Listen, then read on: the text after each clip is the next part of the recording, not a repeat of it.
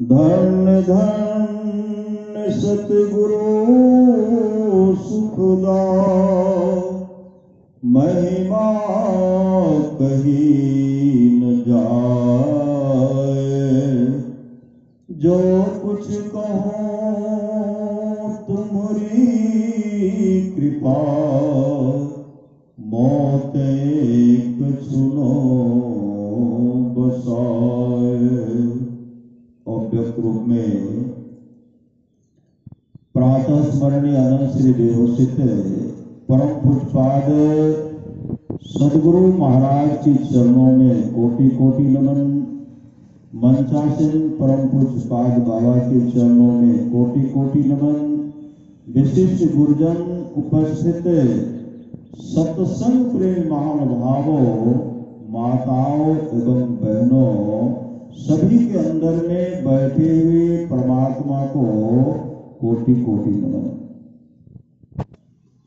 परम संत बाबा देवी साहब कहते हैं, सच्चा शिष्य वह है जो गुरु को परमात्मा के तुल्य जानकर आदर करते हैं, वह सच्चा शिष्य है। गुरु के प्रति समर्पण होना चाहिए, समर्पण।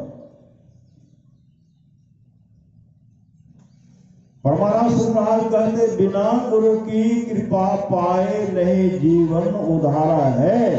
फंसी श्रुति आई यम फांसी, अयन सुधि आपनी नासी। भय भव शोक की बासी, कठिन जहते उधारा है।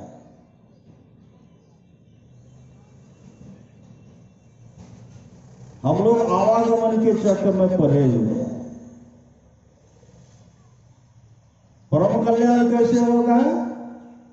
आवागमन का जन्म लेना मरना जो सबसे बड़ा दूसरा दुख है, इससे छुट्टी कैसे कब मिलेगी?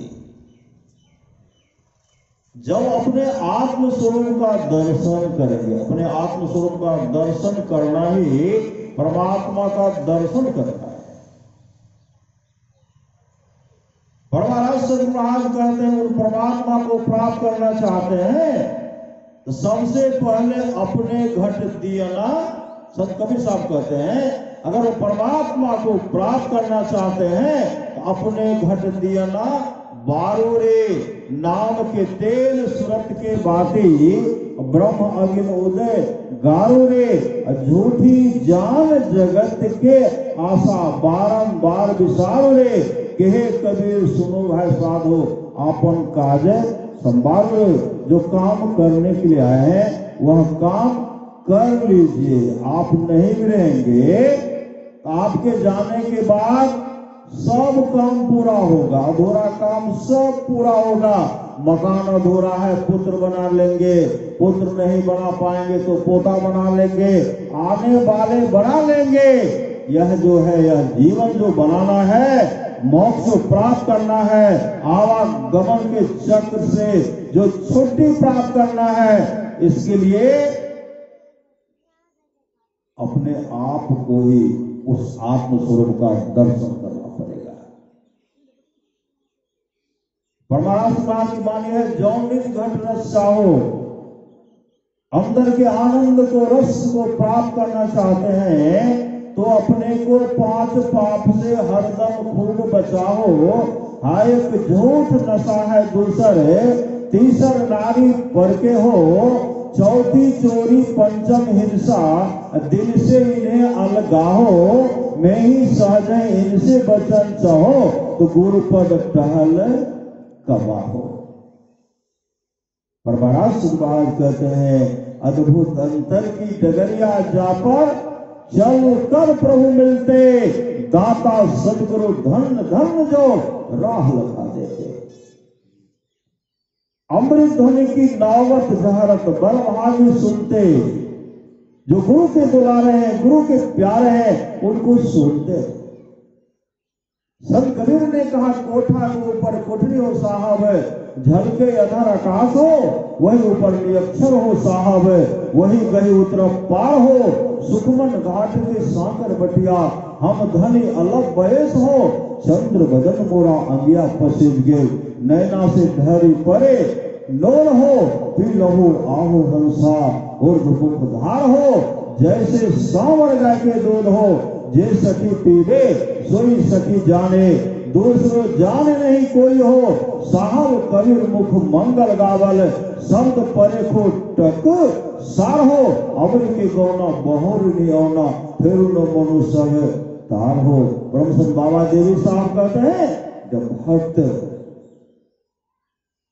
अपने मन को दृष्टि को भवों के बीच में टिका करके रखते हैं, तो वहां से मन को भगाया जाता है, धकियाया जाता है। जो धकियाने के बाद, भगाने के बाद भी जो वहां से विचलित नहीं होता, जो वहां से नहीं हटता, तब परमात्मा उन पर द्रव्य बिना नहीं रहते, परमात्मा उन पर द्रवित हो जाते हैं। जब द्रवित हो जाते हैं तो दया करते हैं, तो सबसे पहले ज्योति प्रकाश का दर्शन उनको देते हैं और शब्द को भी श्रवण करते हैं। अंतिम क्रिया नदानुसंधान की क्रिया है, जिस शब्द को पकड़ करके परमात्मा के धाम, सचखंड और मोक्ष धाम चले जाते हैं। उसके लिए ध्यानाभ्यास की बहुत बड़ी आवश्यकता है। गुरु के प्रति समर्पण होना चाहिए, समर्पण। आप लोग जानते होंगे, समर्थ रामदास जी महाराज अपने शिष्य मंडली के साथ जा रहे थे। रास्ते में जब गए तो एक विशाल वृक्ष था और नीचे में कुआं था। कुआं, वृक्ष का एक मोटा डाल कुएं के अंदर में घुसा हुआ था। पत्ता जो टूट करके गिरता था पानी में, पत्ता सड़ता था, उनमें कीड़े मकोड़े फट जाते थे। जो भी पानी पीते थे वो रोगग्रस्त हो जाते थे।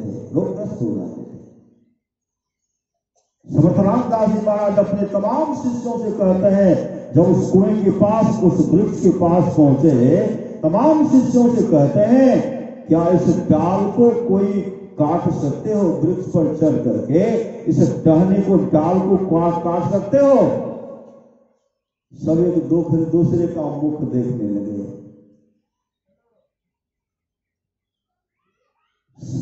सब तमाम शिष्य क्या कि सिर को नीचे कर दिए। उस डाल को काटना मानो मौत के मुंह में जाना, डाल को काटना मानो मौत के मुंह में जाना है। सबसे पीछे खड़े थे अंबादास एक टक अपने सदगुरु को देख रहे थे। जब सब सिर झुका लिए, समर्थ रामदास जी महाराज कहते हैं, अम्बा क्या इस डाल को काट सकते हो? अंबादास कहते हैं, गुरु आज्ञा की देर है, गुरु आज्ञा की देर है। बेटा इस डाल को काट डालो। नाम का सुमरन करते हुए हाथ में कुल्हाड़ी लिए अपने गुरुदेव को प्रणाम करते हैं। उस वृक्ष पर चढ़ गए और उस वृक्ष पर चढ़ करके उस डाल को काटने लगे। किस तरह? जिस तरह काली दास जिस डाल पर बैठे हो तो उसी को काट रहे थे। नीचे बैठे हुए थे, ये डाल को काट रहे थे। समर्थ रामदास जी महाराज कहते, अम्बा तू पागल हो गया है, तो उसी डाल को काट दो जिस डाल पर तुम बैठे हुए हो। तुम रसातल को चले जाओगे, कुएं में गिर जाओगे, तुम्हारी मृत्यु हो सकती है। अंबादास कहते हैं, गुरुदेव यह छोटी सी कुआं है तो क्या है, आपके आशीर्वाद से तुम्हें भावसागर रूपी कुएं को पार करने की आशा रखता। समर्थ रामदास जी महाराज कहते, बेटा अगर तेरा ऐसा विश्वास है तो डाल को काट। नाम का सुमरन करते हुए डाल को काट ही रहा था, कट रहा, वजन बढ़ा, नीचे डाल टूट करके कुएं में चला गया। डाल के साथ अंबादास भी चला गया। शिष्य मंडली में हाहाकार मच गए। समर्थ रामदास जी महाराज बहुत ताकतवर थे। जब सब मिलकर किसी डाल को निकालते हैं तो देखते हैं अंबादास कुएं में बैठ करके ध्यान कर रहे हैं। जब उनको कुएं से निकाला गया, अपने सदगुरु के चरण लिपट गए और रोते हुए कहते हैं, हे सदगुरु आप तो मेरा कल्याण कर दे। कैसा कल्याण? अंबादास को कुएं में समर्थ रामदास जी महाराज ने सामर्थ्यवान सदगुरु का दर्शन हुआ था और अंतर का पट, अंधकार का पट भी खुल गया था, प्रकाश का दर्शन किए थे। कहते आप तो मेरा कल्याण कर दिए। समर्थ रामदास जी महाराज कहते बेटा मैंने नहीं, तेरा विश्वास ने तेरा कल्याण किया है। उनका नाम अंबादास से बदल करके कल्याण दास रखा गया।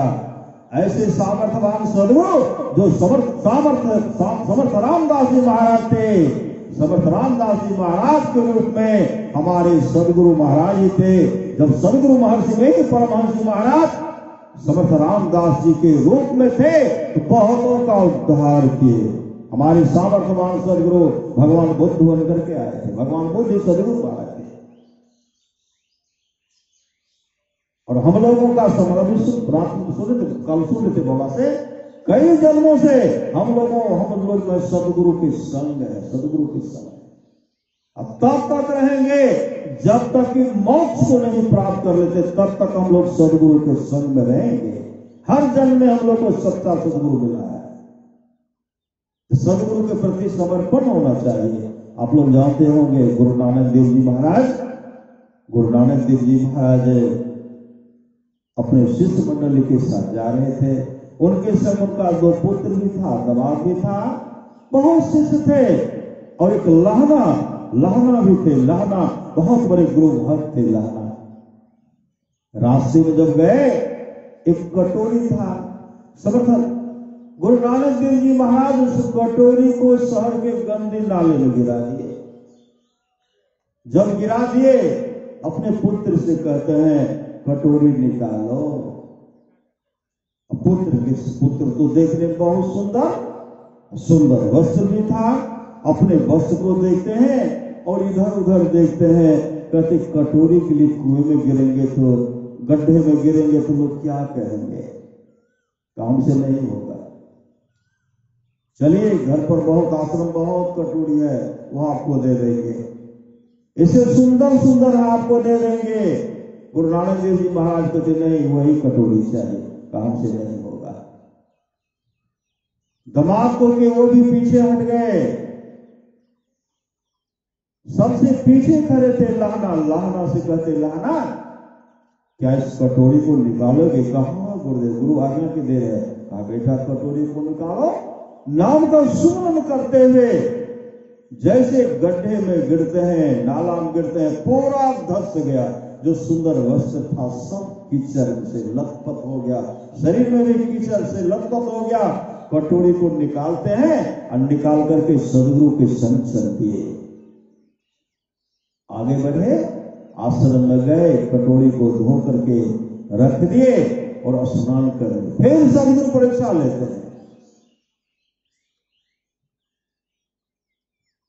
कहते एक काम करो, रात्रि का 12 बज गया था। का इस कपड़ा को धोना है। अपने पुत्र से कहते कपड़ा को धोना ब्रह्म मुहूर्त में पहनेंगे। यहां नहीं, रावी नदी में जाकर के। जाड़े का समय था, पानी बर्फ की तरह जम जाता। जोरों की हवा बह रही है, जोरों की हवा बह रही है। पुत्र से कहते हमको नहीं, हमसे नहीं होगा, हमको मरना नहीं है। कल जाएंगे 11 बजे दिन में स्नान करने के लिए जाएंगे तो कपड़ा धो करके ला देंगे, अभी हमसे नहीं होगा। दमाद भी पीछे हट गए, पुत्र हट गए पीछे। लहना बगल में सदगुरु को देख रहे थे। जैसे कहते निहारो आलो गुरु मूर्ति की ओर, गुरु मूर्ति सुरति बीच निरखो तब उर होते जोर। अपने सदगुरु को देख रहे थे। गुरु नानक देव जी महाराज कहते लहना यह कपड़ा ब्रह्म मुहूर्त में स्नान करेंगे, पहनेंगे, इस कपड़ा को धो लाओगे? कहा गुरुदेव लाऊंगा, दीजिए। तो कहा रावी नदी में जाना है, रात्रि का 12 बज गया है, जोरों की हवा बह रही है। कहा लाऊंगा। अपने गुरुदेव को प्रणाम किए, कपड़ा लिए, जाकर के रात में साफ करके लाए, राते में सुखा। जाड़े का समय था, राते में सुखा दिए। गुरु नानक देव जी स्नान किए, ब्रह्मोत्सव स्नान किए, पहन लिए। और दिन का जब 11 बज गया तो दोनों पुत्र आते हैं, दमाद भी आते हैं। कहते दीजिए कपड़ा, जाना स्नान करने के लिए, धो करके हम ला देंगे। गुरु नानक देव जी कहते हैं जो वस्त्र पहने हैं लहना रात्रि के 12 बजे में धो करके ला दिया, वही पहना। पुत्र क्या कहते, लहना को मरना है, हमको मरना नहीं है। उसी समय गुरु नानक देव जी महाराज कहते हैं, तन क्या मांस सारे एक दिन मिट्टी में मिल जाना। फिर एक परीक्षा लेते हैं। आश्रम में बहुत भक्त आए, बहुत आए, दर्शन करने के लिए आए।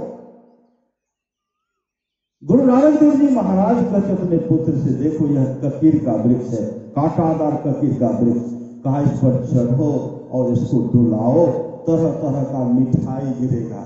लड़का कहते आपका माथा खराब हो गया। श्री सदगुरु महापुरुष की वाणी है, गुरु मानुष कर जानते ते नर कहिए अंध, महादुखी संसार में आगे जम का फंद। पुत्र नहीं पहचान पाए ए मेरे पिताजी, सामर्थ्यवान सदगुरु नहीं पहचान पाए। काम से नहीं होगा, कांटा चुभ जाएगा। कहीं वृक्ष से मिठाई गिरता है, आपका माथे खराब हो गया। पीछे हट गए, दमाद पीछे हट गए, लहना सामने में खड़े थे। गुरु नानक देव जी कहते, बेटा लहना इस वृक्ष को डुला, चट करके डुलाओ और इससे तरह तरह का मिठाई गिरेगा। दौड़ पड़े, नाम का सुमरण करते दौड़ते, अपने सदगुरु को प्रणाम करके नाम का सुमरण करते हुए जैसे वृक्ष पर चढ़ते हैं, जैसे हाथ से पकड़ते हैं, कांटा चुभता है, खून बहता है, लेकिन उनको कोई कष्ट नहीं हुआ। जैसे डुलाते हैं, बदाबद तरह तरह का मिठाई गिरता है। जमीन जिस तरह पका हुआ आम गिरता है, बदाबद उसी तरह पूरा मिठाई से भर गया। उठाए कहीं धूल भी लगा हुआ नहीं था, सब भक्त को खिलाए। श्री सदगुरु महाराज फिर एक परीक्षा लेते हैं, कहते हैं अपने पुत्र को, चलो मेरे साथ श्मशान घाट चले गए। गुरु नानक देव जी महाराज कहते क्या है, कहा श्मशान घाट है, कहा सब क्या, कहा कोई तरोताजा लाश है, कोई सरागला लाश है, कोई मनुष्य का खोपड़ी है, मनुष्य का हड्डी सब है। कहा उसमें, कहा लगता उसमें तरोताजा लाश है, जो तरोताजा लाश था, कफन से ढका हुआ था। अपने पुत्र को कहते जाओ और उसको खाओ। पुत्र को संदेह हो गया, लाश कहीं खाया जाता है, आपका माथा खराब हो गया है, लाश को कहीं खाया जाता है। पीछे हट गए, दमाद से कहते वो भी पीछे हट गए। लहना अपने सदगुरु को देख रहे थे, कहते लहना क्या है, कहा गुरुदेव लाश है, कहा जाओ और उसे खाओ। दौड़ पड़े, वहां जाकर के कहते हैं गुरुदेव किधर से खाओ, सिर से खाओ कि पांव से खाओ, किधर से खाओ। गुरु नानक देव जी महाराज कहते हैं बेटा बीच से खाओ, बीच से। जैसे कपड़ा को हटाते हैं, लाश लापता हो गया और एक बहुत बड़ा हंडी है जिसमें रसगुल्ला भरा हुआ था। मुंह लगाए, डबाडब खाए। पुत्र सब देखते रह गए और गुरु नानक देव जी महाराज दौड़ पड़े और उनको हृदय से लगाए और रूहानियत दौलत से भरपूर कर दिए। अंधकार मंडल का छेदन करके प्रकाश का दर्शन करा करके सबके सहारे मोक्ष धाम का अधिकारी बना दिए। उसी समय हृदय से लगाए, उनको लाए। जो लहना अपने हाथ से गुरुदेव को स्नान कराते थे, आज सामर्थ्यवान सदगुरु गुरु नानक देव जी महाराज लहना को अपने हाथ से स्नान करते हैं, नया वस्त्र पहनाते हैं और गुरु गद्दी पर बैठाते हुए और अपना माथा रगड़ते हुए कहते हैं जा रे लहना, आज मैंने तुमको सब कुछ दे दिया, मैं अपने पास कुछ नहीं रखा। और उनका नाम लहना से बदलकर अंगद देव जी महाराज रखा गया। ऐसे सामर्थ्यवान सदगुरु, जब हमारे सामर्थ्यवान सदगुरु महर्षि में परमहंस जी महाराज भगवान गुरु नानक देव जी के रूप में थे, वह तो शिष्य को उद्धार के हमारे सामर्थ्यवान सदगुरु ही नानक बन करके उस समय बहुतों का उद्धार किए। अभी सदगुरु के रूप में, महर्षि मेही के रूप में तमाम का उद्धार कर रहे हैं। गुरुदेव ने कहा मैं तब तक आऊंगा जब तक अपने सारे शिष्यों को मोक्ष नहीं दिला दो। अंदेशा किस बात की? इसलिए सत्संग लेते और ध्यान लेते संलग्नता के साथ करें, इन लोग परलोक मंगलमय होगा। बोलिए प्रेम से श्री सदगुरु महाराज की जय। अब हम लोग परम पूज्य है बाबा से सुनने की कृपा करें। श्री सदगुरु महाराज की जय। सज्जनों, गुरु का कृपा शिक्षक किस प्रकार होता है, अभी अभी हमारे बुजुर्गों सिद्ध करके बतला दिए। कहा जाता है भक्तों की बस में है भगवान। गुरु और शिष्य का जब संबंध एक होता है और अपने परम पिता परमेश्वर पर जब आस्था और विश्वास होता है तो न जाने कौन कौन फल शिष्य को मिलता है। तो चलिए अब आज त्रिदिवसीय सत्संग का सुशोभित मंच का हम सबों का सेवा जो आज दे रहे हैं,